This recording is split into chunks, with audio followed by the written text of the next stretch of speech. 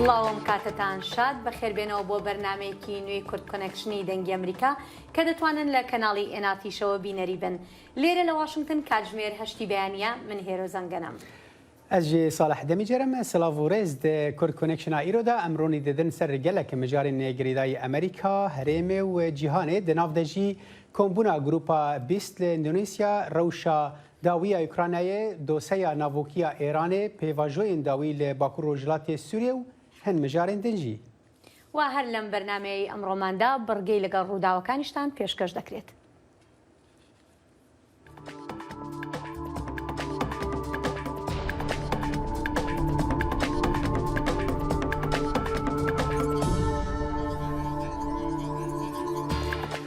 سەرۆکوەزیرê بریتانیا بۆریس جۆنسن ئیرۆ پێنجشەمێ دەست ji کارکشاند و داخفتنekê de berî demeke Kurd pêşkêş kir wî di axaftena xwe de behsa gelek mijaran kir di nav de jî êrişa Rûsya lê Ukraynayê û piştgiriya wî ya taybet bo Ukraynayê. Johnson got heta ku serokwezirekî nuh cihê wî bigire ew û hikûmeta wî dê berdewam bin di xizmetkirina berjewendiyên xelkê de destkişandina wî ya ku ji kar hat piştî ku komek wezîrên wî yên paye bilind dest ji kar kişandin roja pênjşemê kesê ku wî kêmtirî 48 demijmêran berê wekû wezîrê dareyî destnîşan kiribû be aşkereyî ji Johnson xwestibû ku dest ji kar bikeşe.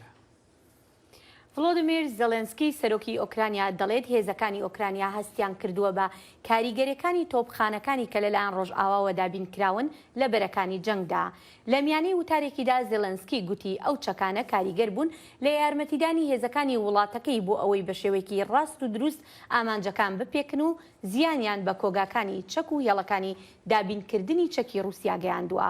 سەرۆکی ئۆکرانیا گوتیشی هێزەکانی وڵاتەکەی لە چەند بەرەیەکەوە پێشڕەوی دەکەن بەرەو ئەو ناوچانەی کە لەلایەن رووسیاوە داگیر کراوە.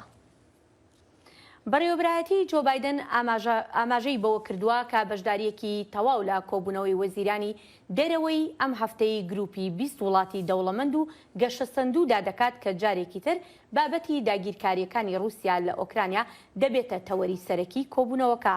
زانیاری زیاتر لەم راپۆرتەی ئەنیتا پاوڵی پامنێری دەنگی ئەمریکا لە کۆشکی سپیدایە.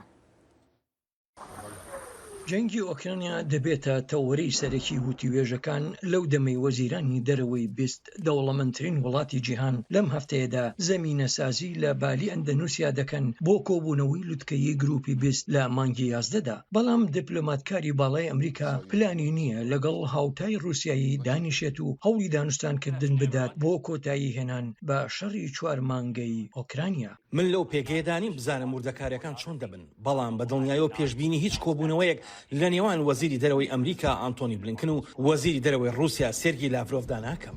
کرملین دەڵێت سەرۆکی رووسی ڤلادیمیر پوتین بەشداری لە کۆبوونەوە لوتکەیەکەی مانگی 11دا دەکات، ئەوەی ئەندەنوسیا میوانداری دەکات و ڕابەرانی گروپی حوتیش گوتیان ئەوانیش بەشداری دەکەن. دەنگی ئەمریکا ئەو پرسیاری لە کۆشکی سپی کرد کە ئایا هەتا ئەو کاتە شیانی یەکلاکردنەوەی جەنگەکە بە دانوستان هەیە؟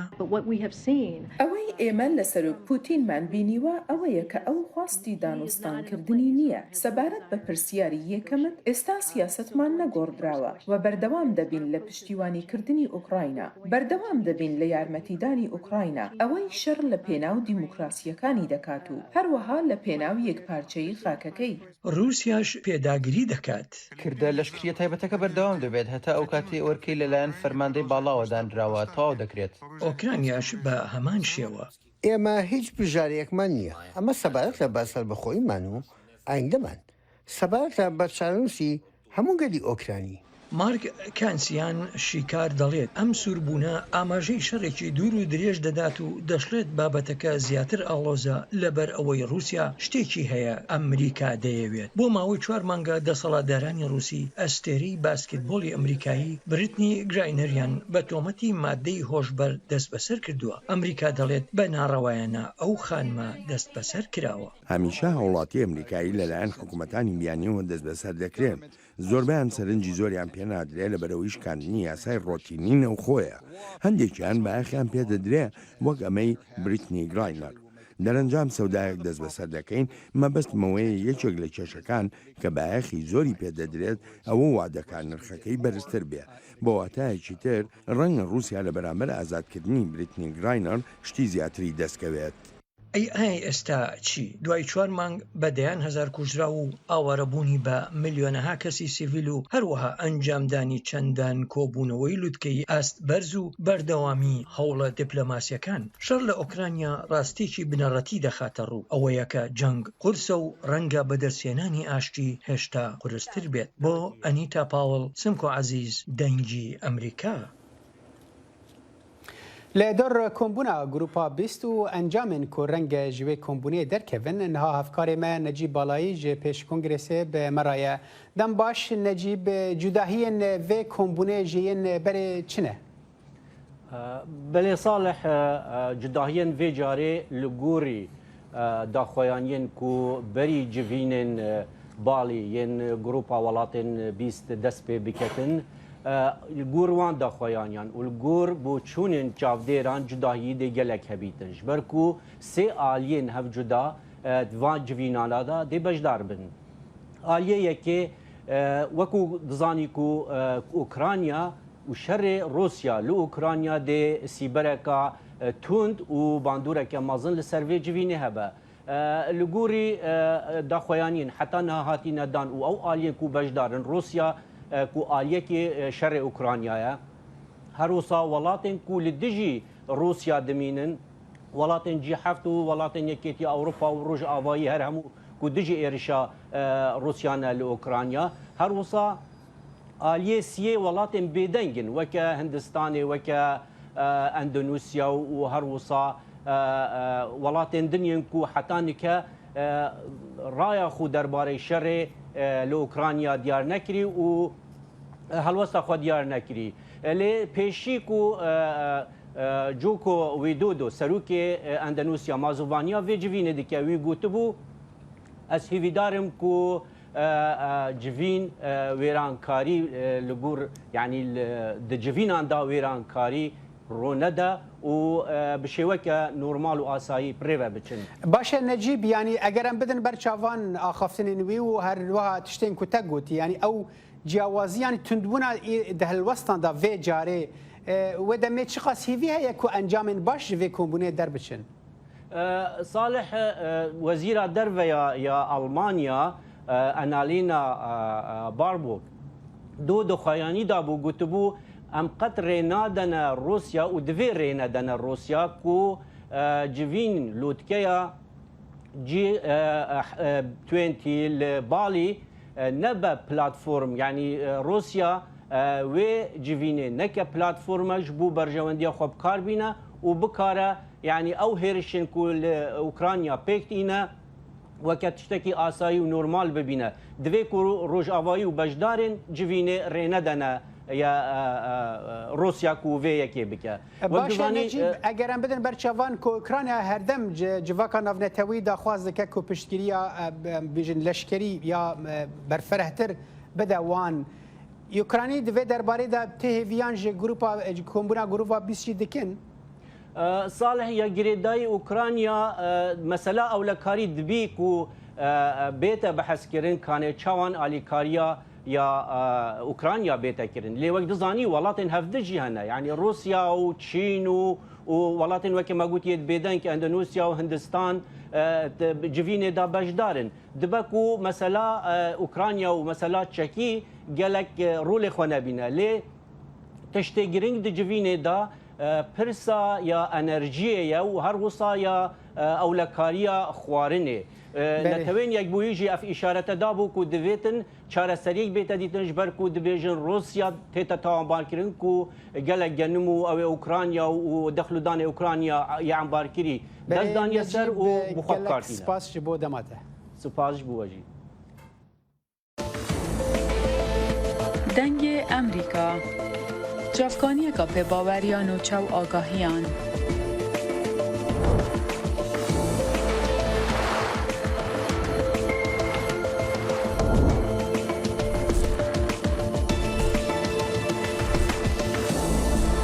Birêya مالپر و پلتفرم میدیا جواکیا دنگ امریکا بالا خوب بدن پزانین و نوچه جیهانه. وڵاتانی باشووری ئەوروپا لە ناویاندا ئیسپانیاش داوا لە نیتۆ دەکەن هەڕەشەکانی باکووری ئافریقا چارەسەر بکات. زانیاری زیاتر لەم راپۆرتی هێنری ڕێجوەڵدایە. مهابوری به صدام کوچبران حولدان جسنور مراکو و دربازی هرما ملیلا یا اسپانیا ببن. هر یکیم 23 کس مرن. پرانیا وان کوچبران خلک ولات افریقانه. کو دخوازن خو بگهینن اروپا. گلک جوان خو بگمیان دگهینن گراوین کنارین اسپانیا. و اسپانیا دترساک و گشارا لسر سنورن و خرابتر ببن. اوکراینا یک جوالات سرکی جیهانیه جبو دابین کرنا دخل و دانی. داگیرکرنا روسیای دوسیکا هناردکرنا گنمی کم کریه. نتوین یک گرتی هشداری دایه گو قیرانا برسیبون لافریقا جیانها هی و خرابتر ببه. لاوروپا جبو زیدبون و هاتنا کوچبران آماده. اف دمک امبری خود دنوان کا گلو تفگر زیده یا خلکی گریدایی بلندبونا بهایانه یان جی دجواریا وان ولاتانه کوجه و گنم ناگه بردستی وان او واجبو ما هاتیا گوتن او کو نهانینه لی بدمی و گریداییه.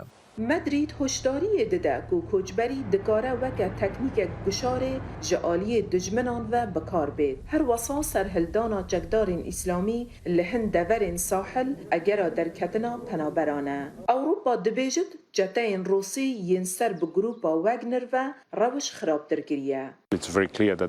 قالك زلالة كامبانيا واغنر لورا ولشكرين بيانيجي لچند ولاتين ساحل هنا وبيغمان ساحل نحو جي لشكرين بيانينا يوسيا ساحل بپیشوچونو آرامی هي. اسپانیا حول داده هاریکاریا ناونتوی ورگره دمها آداره ده و پیمانک به مغرب را گریدا بو نهشتنا کوجبرین نیاسایی. رخنگر سیاست در و یا مدریده هر تم مراکو ببن پیگرنا مافین مروان تاوان باردگه.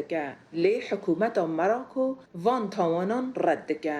لجوینا بلند یا ناتو یا هفتیا بوری لمدریده اسپانیا جعالی حوالبندیه و گفن باکورا افریقای بفرمی ناسگرن. اوه یک جخمین هری گرانش بو اوروپا و ولاتی ما. او جی جبر نارامی و وان قیرانان هاتیه. تفگرا کجبر نیاسایی، تروریزم، قیران خوارن و انرژی و روش آوارتا یا کشو هوای. دوین آف بریده هزین ناتوی و یکتیا اوروپا ده چندین روژین داویده لبراوین اسپانیا و افریقا باکور راهنان خواه انجام دان. نشتجهن باجار تریفا یا اسپانیای دیمن پیشین وان راهنانان دیدن. او دورك زيده نا آرامه وكر بومباك دمكيه تتزان مغرب چيه هر تش دكارجي دركبه وك شر و پفچونان. اسپانیا رجدک او چه دستی وردان دناتوی دان ناگه لسر باکورا افریقای لی بری واجی بگفن تبلیهف ناف دکت. گلک اندام ناتوی دبیجن وانه انکو جشر اوکراینا تینا ورگرتن او انکو پیویست هف پیمانی جبو قیران پیش روژه ده خواباشتر آماده بگن. و لویره لباشورا اوروپای حوالبند هشداری ددن گونه آرامی لافریقای باکور دکاره ببه پرسکری که کدن یا مازن. راپورتا هنری ریجوال هیلین سندی دنگ امریکا.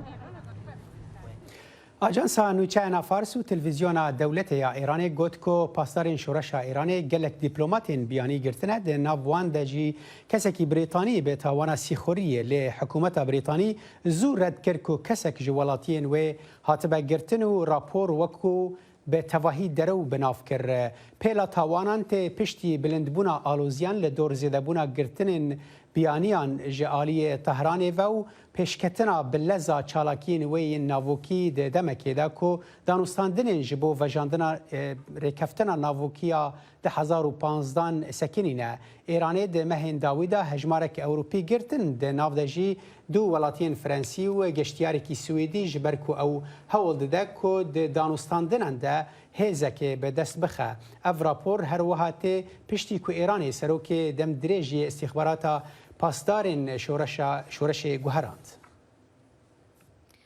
هەڕەشەی ناوکی ئێرانێکێک دەبێت لە پرسە سەرەکیەکانی کە سەرۆک جۆ بایدن لە سەردانەکەیدا بۆ ڕۆژهەڵاتی ناوەڕاست تاوتوێی دەکات.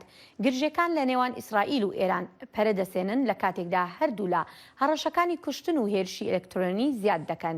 میدیاکانی ئێران لەم هەفتەیەدا هەڕەشەیەکی ئەلکترۆنیک گەورەیان دژ بە میترۆی تێل ئەڤیڤ ڕاگەیان، بەڵام تێل ئەڤیڤ هێشتا میترۆی نییە و تەنها یەک دانەیە کە ئێستا خەریکی دروستکردنین. ئەمەش دوایین نمونەی شەڕی ئەلکترۆنی نێوان ئێران و ئیسرائیل بوو، لە ناویاندا هێرشێکی گوایە دژ بە دەستگای پۆڵاینی ئێران و تێکدانی سیستەمی ئاوی ئیسرائیل. ئیسرائیل و ئێران هەروەها هەڕەشەکانی کوشتنیش لە یەکتر زیاد دەکەن.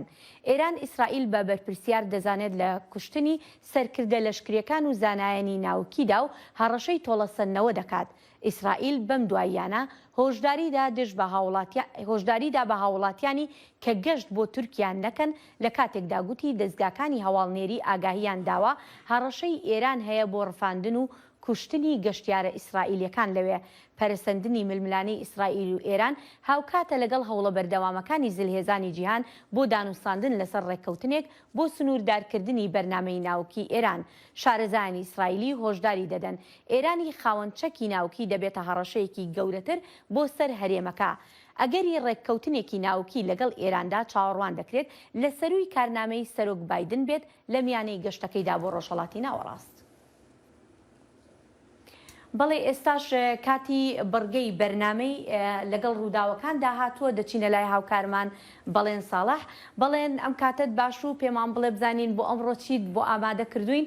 منیش لەگەڵ بینەراندا لێرەوە چاوەڕوانی واکەم تەماشای بەرنامەکەت بکەم. سپاس دەکەم هێرۆ تەوەری سەرەکی بەرنامەیەم ڕۆمان ئەنجامی ئەو توێژانەیە کە لەسەر بەرنامە مشتومڕ لەسەر لە ناوچیەکەی ئێران دەکرێت و چی ڕوودەدا بە دوای ئەمەدا بە تایبەتی لە پاش کۆبوونەوەکەی دۆحا. بەڵێ.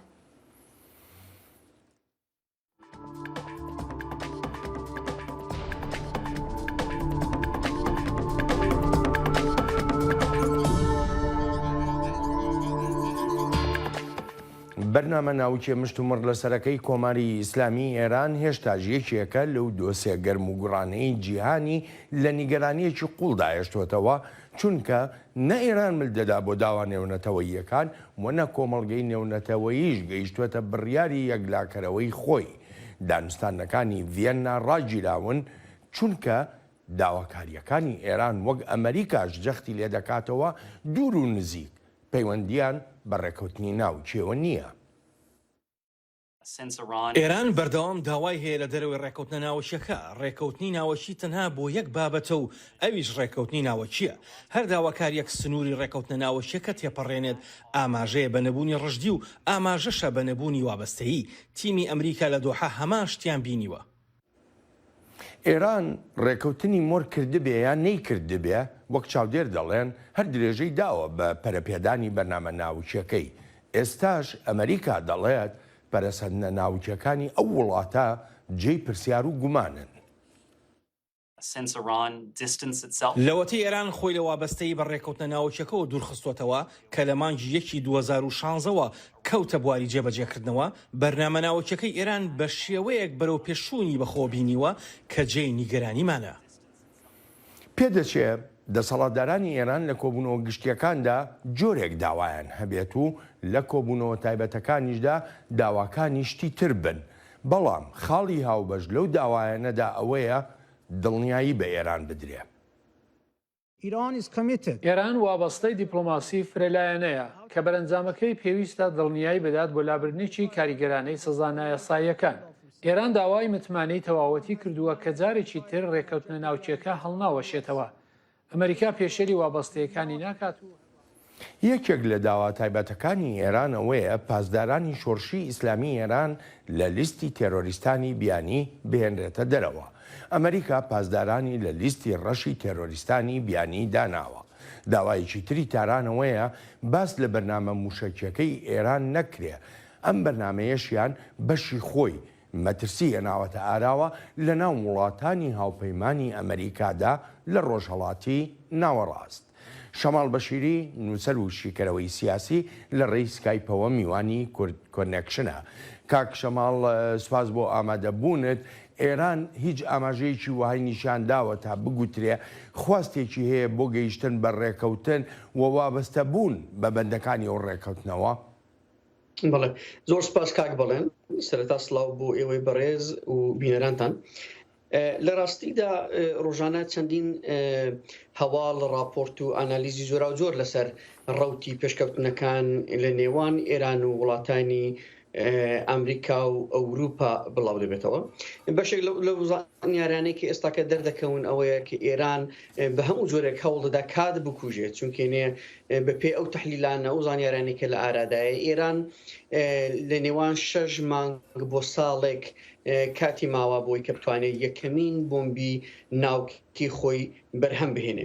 بێگومان بەرهەمهێنانی یەکەمین بۆمبی ناوکی پێگەی ئێران و هاوسەنگی هێز لە ڕۆژهەڵاتی ناوەڕاست بە تایبەتی لە پەیوەندی دەگەڵ وڵاتانی کەندا و دەوڵەتی ئیسرائیل دەگۆڕێ. لەبەرەوە ئەوەی کە هەتا ئێستاکانە شیمانە دەکرێت کۆماری ئیسلامی ئێران لە دانوستانەکان چه ئەوەی کە هەتا ئێستاکە لە ڤێنە لە ئارادا بوو، چه ئێستاکە لە دۆحە لە ئارادایە جۆرێک لە کاتکوشتن بەخۆ دەبینێ. باشە ئەو کۆبوونەوە ناڕاستەوخۆی نێوان ئەمریکا و کۆماری ئیسلامی ئێران کە لە دۆحە کرا و هیچ ئەنجامێکی نەبوو. بەڕای جەنابەت ینی هیچ شتێک لە ڕەوشی دانوستانەکان ئەگەر دەست پێ بکەنەوە دەگۆڕێ ئایا دەکرێت بۆ مانایلێکی بدەینەوە کە تەواو ئیتر دەرگای گەیشتن بە ڕێکەوتن بە تەواوەتی داخرا؟ ئەم پێم وابێ ڕێگای گەیشتن بە ڕێکەوتن ڕۆژ بە ڕۆژ ئاستامتر و زەحمەتتر دەبێت. ئەمەش بۆ ئەوە چەند هۆکاری هەیە. یەکیان ئەوە بوو کە باسم کرد ئێران بە هەموو شێوازێک هەوڵ دەدات بە بەرهەمهێنانی بۆمبی ئەتۆم هاوسەنگی هێز بگۆڕێت و دەستی خۆی قورس بکە لە دانوستانەکان. لەلایەکی دیکەش وڵاتانی کەندا و ئیسرائیل ڕۆژ بە ڕۆژ لە گەشەسەندن و پەرەسەندنی پەیوەندیەکانیاندان بە تایبەتی لە دوای نەمانی ناتانیاهۆ هاتە سەرکاری نەفتالی بنێت ئێمە دەبینین کە استراتێژی ئەختاپوس کەوتۆتە گەڕەوە کە لە هەشت لاوە لە چوارچێوەی هەشت کۆڵەکەی گرنگ و بەفراوانەوە هەوڵی گەمارۆدان و لاوازکردنی ئێران بەڕێوە دەبرێت بە تایبەتی لە چوارچێوەی ئەو پەیمانە سیاسی ئابووری ئیستخباراتی و تەکنۆلۆژیانەیدا کە لە نێوان وڵاتانی ئیسرائیل و وڵاتانی کەندا و باکووری ئافریقا هاتۆتە ئاراوە. هەر بۆیە دۆخەکە ڕۆژ بە ڕۆژ بەرەو ئالۆزی دەچێت. لەلایەکی دیکەشەوە کێشەکان تەنها کێشەی نێوان ئێران و وڵاتانی دەرەوە نیە، ڕۆژ بە ڕۆژ ناڕزایەتی جەماوەریەکانی خەڵکانی ئێرانیش لە پەرەسەندندایە. ئیتر لەوەی بۆ دواوە ئەوەی کە ئێمە کە ئێستاکە لە هەرێمەکەدا شاهدین ئەوەیە کە کێشەکان تەنها پەیوەستنین بە یاری دەوڵەتە زلهێزەکانەوە بەڵکو ناڕزایەتی جەماوەریەکان، قەیرانی ئابووری و قەیرانی ژینگە و ئەو ڕەوشە لەبار و ئاستەمەی کە هاوڵاتیانی ئێرانی ڕوبڕووبوونەوە ڕۆژ بە ڕۆژ لە پەرسەندندایە و ناڕزایەتی جەماوەری ناخۆی ئێرانیشدا بۆتە فاکتەرێکی دیکە کە زەخت لە کۆماری ئیسلامی دەکات. هەروەی ئێستاکانە پرسەکە ئەوەیە چەندە ئێران دەتوانێت بە بەرهەمهێنانی یەکەمین بۆمبی ئەتۆمی هەم هاوسەنگی لە ناوخۆی وڵاتدا بەهێز بکات و هەمیش بتوانێت داخوازەکانی بەسەر دەوڵەتانی ئەمریکا و ئەوروپا و وڵاتانی کەندا و ئیسرائیلدا داسەپێنێت. بەڵێ کاک شەماڵ دەگەڕێمەوە بۆلات ئەوروپاییەکانیش ئاگایی دەدەن بە کۆمەڵگەی نێونەتەوەی تا فشار بخرێتە سەر ئێران و ئەو بەرنووسە مۆربکە وەک دەگوترێت ئامادەیە بەرنووسەکە. پێویستە ئێران دەست بەجێ ئەو ڕێککەوتنە پەسەند بکات. ئەگەر ڕێککەوتن نەکرێت ئەوە هەوڵە ناوکیەکانی ئێران دەبێتە مای دارمانی ڕێککەوتنە ناوکیەکە. لە ئەگەر یاوەها سیناریۆیەکدا ئەوە دەکەوێتە سەر شانی ئەم ئەنجومەنە تا هەنگاوی یەکلاکەرەوە بنێت بۆ دڵنیابوون لەوەی ئێران چەکی ناوکی دروست ناکات. لە ئەوروپا وڵات هەن ئێستا و پاش ئەم ئەزمموی و توێژانە لەگەڵ ئێراندا باز لە مەترسیە ڕژدەکانی کۆماری ئیسلامی ئێران دەکەن لەسەر ئاسایش و سەقامگیری ڕۆژهەڵاتی ناوەڕاست و جیهانیش. دەمەوێت خواستی خۆمان دووبارە بکەمەوە بۆ سەرکەوتنی دانووسەندنەکان لەسەر گەڕانەوە بۆ وابەستەیی بە ڕێککەوتن ناوچێکەوە. ئێمە هاوڕاین لەگەڵ ئیسرائیلدا کە ئەم ڕێککەوتنە بەس نییە بۆ ڕاگررتنی جموجۆڵە جێرە شێوێنەکان لە هەموو کاتێک زیاتر دڵنیام لەوەی ئێرانەکی خاوەنچەکی ناوچی دەشێت جموجۆلی ترسناکتر بکات. پێویستە هەمومان داکۆچی لەم ڕێکەوتنە بکەین و بەرژەوەندی ئاسایشی دۆستەکانمان لە ناوچەکەدا ڕاچاو بکەین بە تایبەتیش ئیسرائیل. هەر بۆیە پێویستە دانووساندنێکی بەهێزتر بکەین لەسەر بەرنامەی مۆشەی ئێران و جموجۆلەکانیشی لە ناوچەکەدا. تەلەڤیڤ کاوپەیمانێکی سەرەکی و استراتیژی ئەمریکایە داوای کاری پێکەوەی دەکا بۆچی وەک دەڵێ بەرەنگاربوونەوەی سیاسەتە شەڕانگێزیەکانی ئێران. ئەم ڕەوشەی ئێستا ئەگەر هەروە بەردەوام بێت ئەوە دەڕوات بەرە و پێشبەرگی ناوکی لە ڕۆژهەڵاتی ناوەڕاستە و ئەمەش دەبێتە مایە مەترسی لەسەر ئاشتی جیهان. دەبێت پێکەوە کار بکەین بۆ ڕێگەگرتن لەوەی ئەمە ڕوو بدات. کاک شەماڵ وەکو جۆمان لێبوو ئەوروپاییەکانیش ئێستا بە ئەندازەی پێشوو گەشتبین نین بەوەی کە بگەنە ڕێکەوتن. بە تایبەتی ئەو گوتارانەی لە فەڕەنساوە جۆمان لێ دەبێ زیاتر جەختکردنەوەیە لەسەر ڕەفتار و لەسەر شەڕانگێزیەکانی ئێران. ئەو جۆرە گوتارانەی فەڕەنسا یارمەتی دەردەبێ بۆ ئەوەی کە وەکو فشارێک لێک بدرێتەوە و ئێران ڕابکێشرێت و ڕێکەوتنەکەی پێمۆر بکرێ. بڵێ کاک بڵێن ئێران پێیوا بوو کە قەیرانی ئۆکراین لە پەیوەند لەگەڵ رووسیا دەتوانێت ئەو کێشەی دەغڵودان و وزەکە بۆ ئەوروپا دێنێ ببێتە هۆکارێکە ئێران پێگەی لە دانوستانەکاندا بەهێز بێت و ئەمە پرسی وزە و دەغڵودان بەکار بهێنێ بۆی کە ئەوروپا زیاتر ملکەتی داخوازەکانی خۆی بکە. وڵاتانی ئەوروپایی بەو لێدوانانێک کە ئێستاکە دەیدەن و نەگەیشتن بە ڕێکەوتنێک لەگەڵ کۆماری ئیسلامی ئێران یەکشتمان پێدەسەلمێنێویش ئەوەیە کە ئێران نەیتوانیوە قەڵشتێک لە نێوان وڵاتانی ئەوروپایی و ئەمریکا و ئیسرائیلدا ساز بکات و پرسی وزە و دەغڵودان وەکو کارتێک بەکار بهێنێ لە پەیوەندی خۆی لەگەڵ وڵاتانی ئەوروپاییدا. هەر بۆیە ئەم لێدوانانێکی ئێستاکە لە ئەوروپا دەدرێن زیاتر ئەوەیە کە ئەم پەیامە بە کۆماری ئیسلامی ئێران بدرێت کە ناتوان قەڵشتێک لە نێوان ئەوروپا و ئەمریکا و ئیسرائیلدا ساز بکەن و ئێران مەجبورە ملکەت بێ بۆ ئەو پاکێجەی کە ڕوبەڕووی کردراوەتەوە. کاک شەماڵ پێشتر ئاماژۆ بە ناڕزاییە جەماوەریەکان کرد لە ناو کۆماری ئیسلامی ئێراندا ئەمەشیانە کردە دۆسەیەکی ترکە وەکو فشارە لەسەر کۆماری ئیسلامی ئێران. بەڵام پرسیارەکە لەوەدایە ئەو ناڕزاییە جەماوەریانە دەتوانن گۆڕانێک لە کۆماری ئیسلامی ئێراندا دروستکەن بەبێ هاوکاری دەرەکی؟ بڵێ کاک بڵێن ئەم پێم وایە ناڕزایەتی جەماوەریەکانی ئەمجاری ئێران زۆر جیاوازن لەگەڵ ئەوانەی کە ئێمە لە ساڵی ڕابردوودا شاهیدی بووینە. جاران ناڕزایەتەکان بە جوغرافیایەکی بچووکەوە سنووردار بوون و زۆرتر هەڵگری یەک دانە ناسنامەی ئەتنیکی بوون. بەڵام ئێستاکەنە ناڕزایەتی جەماوەریەکانی ئێران چوارچێوەی یەکدانە ئەتنیکی تێپەڕاندەوە بەسەر هەموو نەتەوەکانی ئێراندا بڵاو بۆتەوە و هەموو کون و قوژبنەکانی ئێرانی گرتەوە. ئەمە لە بڕایدام ئەمە بۆ خۆی یەکێک لە کارتە هەرە بەهێزەکانە کە کۆماری ئیسلامی ئێران مەجبوری جۆرێک لە ڕێکەوتن بکە کە قەیرانی ئابووری بەرەو جۆرێک لە چارەسەری ببات و ڕەوشی ناوخۆی ئێران بەرەو ئارامی ببات. ئەوە یەکێک لەو کارتانەیەکێک لەو خاڵانەیە کە وڵاتانی ئەوروپا ئەمریکا زیاتر هیوایان لەسەر هەڵچنیوە کە بتوانن لە ڕێگەی ئەم ناڕزایەتی جەماوەریانە ئێران زیاتر ملکەتیم داخوازیان نەکەن. بەڵام بێگومان پێویستە ئەمەش لە پرۆسی دانوستانەکاندا بایەخی پێ بدرێت و زیاتر وەکو کارتێکی زەخ لە جی ئێران بەکار بهێنرێت بۆی کە هیوایەکی زیاتر بەخشێت بە ناڕزایەتی ناوخۆیەکان. بەڵێ کاک شەماڵ سوپاس و پێزانینم بۆ بەشداریت لە بەرنامەی لەگەڵ ڕووداوەکاندا بڵم برگەی لەگەڵ ڕووداوەکاندا ئازیزانم دەچینەوە لای هێرۆزەنگەنە ساڵح دەمیژار و درێژەدان بە بەرنامەی کورد کۆنەکشن. دەنگی ئەمریکا سەرچاوەی متمانە پێکراوی هەواڵ و زانیاری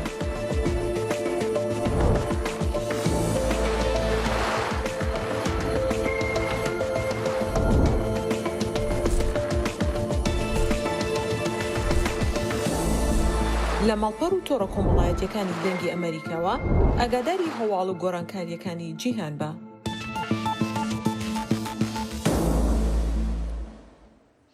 ئەنجومەنی پزیشکانی تورکیا دەڵێت بەهۆی خراپی ڕەوشی ئابووری سەدان پزیشک و کارمەندی کەرتی تەندروستی تورکیا بەجێ دەهێڵن لە پێناو دۆزینەوەی کەشێکی باشتری کارکردن و ژیانێکی خۆشتر لە دەرەوەی وڵاتەکەیان. کارکردن لە کەرتی تەندروستی لە تورکیا زۆر سەخت بووە لە کاتێکدا پزیشکان موچەکانیان زۆر کەمە. زانیاری زیاتر لەم راپۆرتەدایە. Bi sedan bizişk li Tirkiye ji bo derfetin li derveyê welat dest ji karê xwe berdan. Di sala 2021 de zêdetirî 1000 bizişk belgeyên rewşa baş ji rêxistina bizişkên Tirkiye xwestin ku karibin li derveyê Tirkiye bizişkî bikin. Dr. Tahsin Çınar, pisporê anesteziyê li nexweşxaneyekî zanîngehê tenê yek ji wan hezanan ku ji ber zêdebûna zehmetiyan li Tirkiye li hember bizişkan wesiyaye. Türkiye'de doktor olmak... Doktorî bêguman yek ji wan pîşeyên herî dijwar e li Tirkiye ji ber ku eger em diwarê aborî da dest pê bikin, pizîşkên nû dibin sinûrê hejariyê da qezenc dikin û ev jî têrakiriya xaniyekî li Stenbolê nake. Em hewl didin ku bi zêdetir kar bi şevê da bikin. Dr. Çınar anî ziman ku hin hevalên wî ji bo ku li Almanya bixebitin dersên zimanî Almanî digirin. Ev bawer dike ku li Tirkiye kesên zana û xwendî ji welat koş dibin. Hemahmayek ji 4 hevalên min yên doktor yên nû dersên zimanan digirin. Piraniya wan dersên zimanê Almanî digirin. Li Tirkiye pêş pizîşkiyê xilas dikin û wek pizîşkên pispor diçin Almanyayê. Kûçberiya kesên zana pir ciddî heye. Kedeke pir giran heye. Lê ez hevalên xwe tawanbar nakim ji ber ku qîmeta pizîşkekî li vir tune ye. Di meha Adarê de Serokkomarê Tirkiye Recep Tayyip Erdogan gotibu ku bizişkên ku dixwazin biçin derve dikarin herin û derkevin. Du rev vî gotinên xwe nerm kir û got ku ev bawer dike ku bijîşkên ku çûne derve di demekî nêzik de vegerin welatê xwe ji ber ku Tirkiye soza pêşerojek geşta. Tundiya li dê jî pasporên tenduristî li Tirkiye ji her ku diçe zêde dibe. Bi taybet ji ber ku xebatkarên tenduristî bi 2 salan bi pandemiya korona mijûl bûn. Dr. Burak Açıkgöz bizişkê Tirkiye 3 sal berê piştî ku zarokê wî hatê dinê ji bo ku pêşerojekî geşte ji wan re peyda bike çûye Swêdê. İstanbul'da göreve li cihê ku min li Stenbolê dest bi xebatê kir, birînsaziyên pizîşkî pir baş dihatin kirin. Me karekî baş dikir. Ji alîkî ve dema ku zarokê min çêbû, من فهم کر که از جبو سبروجه هنکی غمگین بوم. دما زاروکه کی مرو نبه و که زیده فهم ناکه. دکتر اونور قراهانجی یه ریخستنا بزشکن ترک دست نشان کرد که جیانا به قالیتای ولاتن اروپایی بال بزشکان دکشینه و اروپا بوی آوایی بزشکن هری جهاتی و ارزان ین جدورن دن ین جهانی پیدا دکه. انفلاسیون ل ترکیه پیواژویه که پر جدایه. ل ترکیه انفلاسیون پر زیده بویه. که به زیده بونا بهای انرژی و بهای خوارنا لأوروپا و امریکا را نای برهف کرن. رجای انفلاسیون لگوری هجمار فرمی جسدی حیشتیه. لگوری راپورن سازین لکورین سربخوشی همه جسدی 180 هیه. Enes Özkan dibêje ku enflasyona bilintiya li Tirkiye'yi rasterast bi koçberiya kesên zana û xwendî re girêdayî ye. Türkiye'deki enflasyon çok koçberiyeke fermî ber bi Avrupayê ve herî zêde bûye. Got Avrupa hewl dide çêtirîn û erzantirîn koçberan hilbijêre. Herçend divê em li sedemên koçberiyê binerin jî belkî di destpêkê de em dikarin wê weke azadiyê binav bikin. Ew kalîteya jiyanê ye. Li gorî daneyên fermiyên ku roja duşemê hatin weşandin, enflasyona salane ya li Tirkiye di meha Hezîranê de gihaş cisedî hefteyê 8.62 ku ev rêjeya herî zêde ji sala 1980 vir ve ye ku bi mehane buhaya kel û pelan cisedî 4.95 zêde bûye. Rûken Işık dengê Amerîka Washington. لی دور هولدانین هن پزشکین ترکیین درکتنا درو و روشا آبوریا کو فشار ده سرگلک آلین جیانی لی ترکیه نها پیامنیر ما عارف اصلا جوانه به مرایه دم باش عارف کرتا ساغلمی لی باجار وانه ده روشک چاوای ده وارو جان. بله وکیل ترکیه تباهی ترکیه لباجار وانه جه همان روش ام دکارن بیجن همه دکتر ام دکارن پرانیا دکتر ام دکارن بیجن کو حول دادن در جوالات در کبن لی ایرو تشتکی daha بیجن گرینتر هیا کو ایرو لحتواهی ترکیه همه دکتر لسر بیانه جبر کو دو ل کونیای دکتر بناو اکرم کاراکایا جعالی حجی محمد اقچا و هاته کشتن وک چوی سر جه کار اکرم کاراکایا و به دمانجا خویا پیورداری کو او جوک لنخوشخانه که دی وک هز تایبتی پاراسنه دوی نخوشخانه دا شول دیکه هاتیه سر جه اکرم کاراکایا دا گرتیه و او کشتیه نه جبر و بویره لتواهی ترکیه به پیشنگیا اودین بیجیشکان و سندیکاین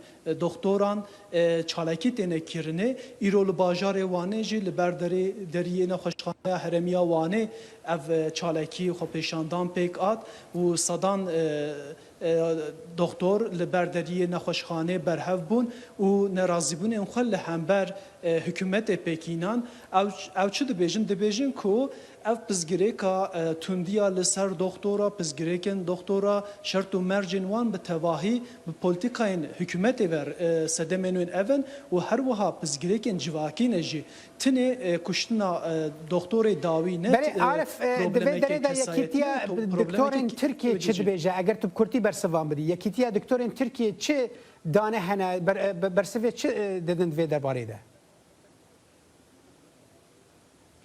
نه لگور دانین TTB یعنی دبیجن کو جبر شرط و مرجن نه ترکیه دناوا 10 سالا دا 5000 دکتر ج ترکیه کوچ کرنه و چونه پروبلم آوا سدم آوا هر زیده جی کریز آبوریه دما افقاز دکتر جوالاته که درد که و پزگریکن کل نه نخوشخانه جی دجن زیده تر دبه جبر بله کسی که رونشوانه که دخوازه بچه نخوشخانه که کنترل به آنجی خو بده نشاندان دکتر و زانه که پروبلم نخوشی و چیه باشه عارف ببوره دما مکه ما پاملیر ما عارف اصلا جوانیت مرابی گلک سپاس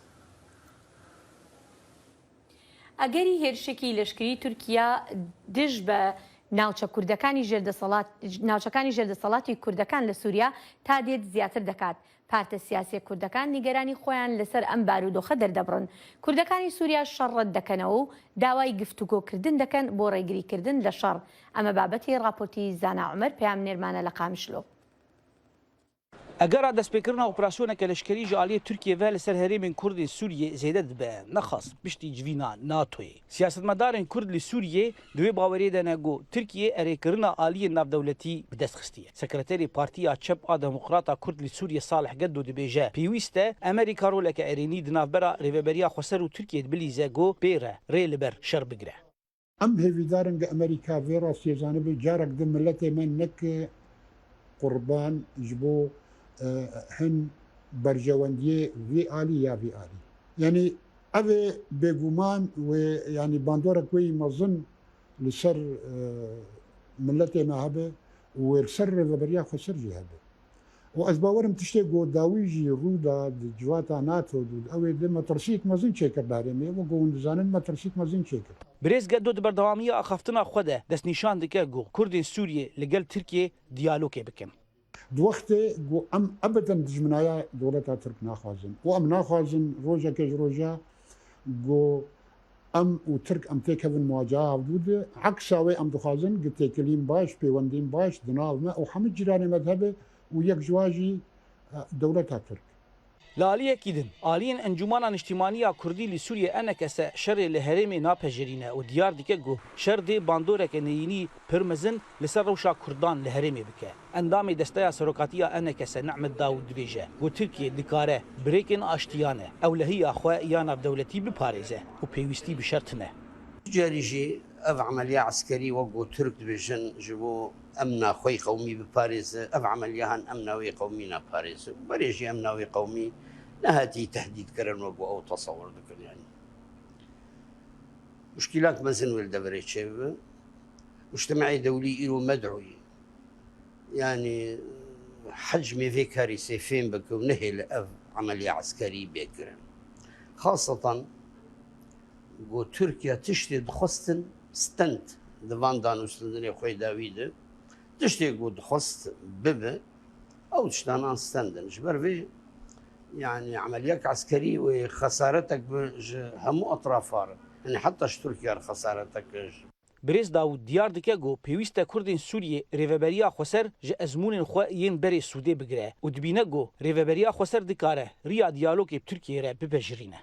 سياستها ما أو ضريا حواري أم كاربن قال لك بسكريك وحل بك ضريا شعاراتي وزرطات أم ناقين تشتكي إيرو ديسة أم لويري بقى تشتكي باش تفقوا ظرف طنق بوجي في ظرف طنق جي جارنا هناك ميراني دفي وأم كاربن سياستك بدن مشاندن نفس سياستك شعاراتي سياستك واقعي أم تشاو ملتي خوف بارزوري ريا حواري تشتكي هجایه هەردوو ئالیên Kurdên Sûriyê li Bakur Rojhilatê Sûriyê riya şernapejirîn û bang li Amerîkayê dikin got fişarê li Tirkiye bike û deverê ji şerrekî mezin biparêze got hemû alî wê tê de zirarê bibînin. Aliyên Kurdî li Sûriyê bi bîr dixin got tu dijmenatiya wan bi Tirkiye re tune ne. Birova jî wê ew amade ne got deriyê diyalogê bi Tirkiye re vekin û bigihêjin çareseriyekê berdewam. Lê xuyaye got Tirkiye biryara operasyona leşkerî standiye û li hêviya ronahiyeke keske ji Amerîkayê. زانا عمر دنگی امریکا قامشلو انجمن گشتیا ریوبریا خسریا باکور و رجلات سوریه دوهد داخویانیه که در روشا تنگاویان لتواهیا هریمن باکور و رجلات سوریه راگهان به صدما گفن ترکیه لوان هریمان و جبو پاراستنا خلک سیویل لگور کو داخویانی به نافکر جبو رونی کرن و شیرو کرنا و مجاره انها لقمان احمد پیودار ریوبریا خسریا باکور و رجلات سوریه بریا سکایپ بمرایه دم باش ما مستلقمان و چما روشة تنگاویان راگهاند و چه مترسیه راست راست لهرمی هیا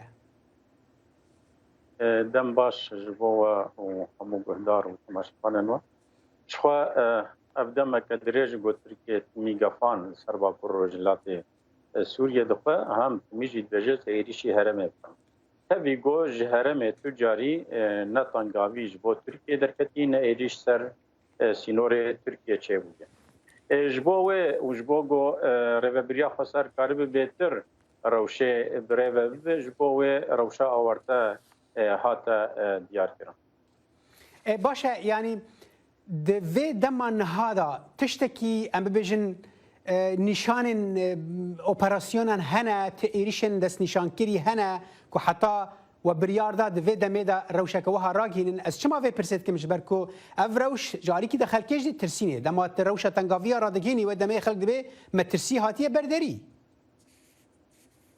تمام لگوری داخیانیان گو ترکیه دیده اف مترسی ام بیجن دما گو پیک وی گره کمش بوی حاضر بن ام ناخوازم پیک وی اما هگر گو پیک هات و امش بوی نه حاضر بن و چاغه جبوری و بریه جی تشتکی نباشه ام دبیجن اف گفانا جدینه و ام بجدی لید نارن جبوی گرک ام همو آمده کاری خواه بکن دما گویریش نوسا چه بون ام کاربن گل خواه پارزن و زیان هری کم گوچه ببجی گرک بگهج هرمه جبوی رببریا خسر همو درفتن امکانن و دست بدنه گوتن ام وگو هزینن جبو پاراستنا گل یعنی اف روشا آورته جبو پاراستنا گل یعنی مینا کز بیجم اگر جبو خوارن نبه اگر جبو و خوارن نبه اگر جبو مجارن تدرستیه به اگر جبو مجارن جدا بن گرک رببریا خسر و حمود شتی تامین بکه جبر گوام کتن روشا شردی ایدی تامین آوان تشتا و زحمتی تدهبن جبولو حاضری دوی اصلی ده یادی ترش بو گل مجی زانب گو روش دبه به و گو هستن روشا شر و گرک گوروی اوج خواما ده بکه اوایاج بو ایریشاج دربه و چخوا گو ایریشا دربه چه بود هندر دجی دبه نکشانه رازایی هبن او هبن گو اوجی کارن خراب ده هرمید بکن جبوی گرک گل ما حموه شیار به گو روش آنکا روشک آورتیه باشه ما لقمان برانبر وی که ام دزانن اگر هاتو ترکیه ایریش کر امکان ریوبریا خسر نین کو کار براستی جی یعنی ام ببیشن وان هریمان تفدا بپارێزه یان جی و ایریشه رد بکه و دمه پیوستی به آلین دن هنه وکو رژیم وکی امریکانه وکو روسانن دوی درباره در ریوبریا خسر چی گاو آویتنه انا جبو ایریشه که وصا تأری کرن جفت دوره هینا که جبو ایریشه در نکتیه اما تبي وصاجي دولة تركيا بزي از ایریش بکم ريبه بريا خسر في مجارد همو هولدان خاطر که گو ایریشایا چنب یعنی ام کار دکن گو ایریش چنب اما دما گو چه بوجي گرگ گو ام گله خو بپاریزن شخواد هندر اوه مجارد جي گفتگو به حکومت شامه هي داگو ام به هفدوره هیزن قصده و هیز حکومت شامه ام سونر ولات خو بپاریزن دجي ایریشه که محتمل جو ترکیه و اوایا وک لها واتنه که چه بویه گو نقطهين بري حكومة شامية تيدا بولغوري الهباتنا 2019 وان نقطهين خوا بيتر خورتر بك هم جي كارب آلاوين شر يه ازماني بخورا بين وان هرما شوا وياجي دهجمار ده هجمارا هاتنا لشکر حکومت شامه هجمارا که کنترل کریه ما نرینا تگیش از دعوی برنید کم دمامکی ما لقمان احمد پیودار ریوبری خسر باکور و رجلات سوریه گلک سپاس بودماته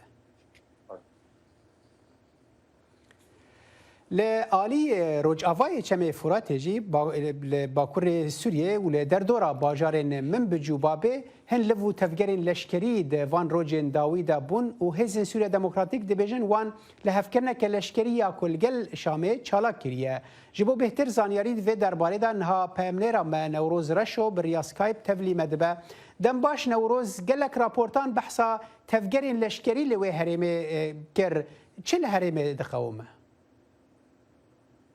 بله الهريمه رجعوي بيجي خطة ساجوري كل باكوري من بيجي كافيه تا هريما بابي وندوارين بابي وكوبنافي هريما شهبة ناصرين ولكلك ويجي هريما شهبة باجاروكي ترفعتي وبندوارين وبالافرقها من الغير سبت خوبين في دفاري لفو تفجرا كاروان لشكريين تركي هي اوج دسبيكا هيفيدا اوج دسبيكا في حفتي دا جيلك كاروان لشكري در باسی وان تو خوبه بونه تو خوبه کو ام دکارم بیش روز آوای حلبینه هم بیش دنافدا هریما بابد نافدا و هر وکی دن وکی من آنیا زمان هریما شهبا و به تایبت ترفعت کو در بدر عفرینی لدمینن اف هریم اف جدسبیک هفته یدا لفو و تفجره که لشکری کن بونه که ارتشا ترکیه لدبر جدبه لکیلک و دنشتاوی اف لفو تفجره کو ارتشا ترک بسر وان تو خوبنا بکتینن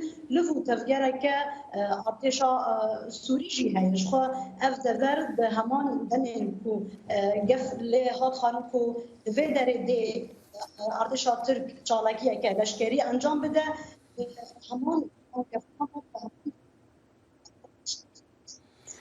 باشه نوروز یعنی نظام هنکی دنگی تا او بو از بهوی ما دنگ چه به حتی از پرسا خواب داوی بینم ام دزانن که هزن رژیمه وقت جی گوت وان گلک هریمان و دره هنه و هزن کرد جی و دره هنه دوی درباره ده هفریزیک ناوین وان هر دو هزان ده هیا لسر عرده که کاربن ایریشه که پیش بینا ترکیه رد بکن وكيكو ما دراغ هاندني داجديت وكيكو ام بخوجي دشو بينن سر عرضه دو انجام يكليه ما برايدار رشكريين كل سر عرضه هنا دما ضويه دو دفي حفتي دا لهفكرنا ك لشكري د نوبرا هيزن سوريا ديمقراطيك او ارتشا سوري دا تشي بو ده انجام في لهفكرنا كو مسؤولية ينجي بجدانا هذا الروسي أنجام دانا كو أف بخا بردوامية الهفكرين أكتوبر 2019 دي بنافكرين ده أنجام دا زدكرنا هذين لشكريين رژیم سوری و دفرت چی بوده یعنی حتی نه هم معروف دکاره به چهار هرمین کو